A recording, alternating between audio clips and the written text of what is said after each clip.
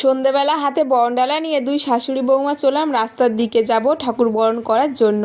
চলে এসেছি পুজো প্যান্ডেলের মধ্যে। আগের থেকে দেখি না বরণ শুরু হয়ে গেছে, আর আমরা পাশে দাঁড়িয়েছিলাম, দেখছিলাম দাঁড়িয়ে দাঁড়িয়ে বরণটা। আর আজকে আমি বরণ করব না, আমি বাপের বাড়ি গিয়ে বরণ করেছিলাম, ওই জন্য ভাবলাম মাই আজকে বরণটা করুক, আর আমি দাঁড়িয়ে দাঁড়িয়ে ভিডিও করছিলাম।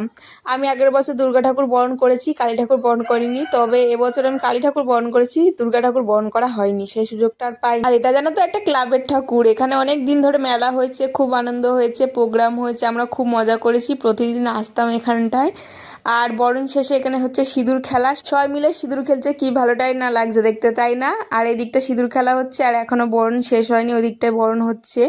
আমিও একটু সিঁদুর খেলে নিয়েছিলাম সবার সাথে, আর আমার বরের হাতে ফোনটা ধরিয়ে দিয়ে বললাম তুমি একটু ভিডিও করে দাও। তো আমিও চলে গেছিলাম সবার গালে টালে সিঁদুর দেওয়ার জন্য। অনেক আনন্দ করেছি। আর তোমাদের ভিডিওটা ভালো লাগলে লাইক কমেন্ট শেয়ার করতে ভুলো না।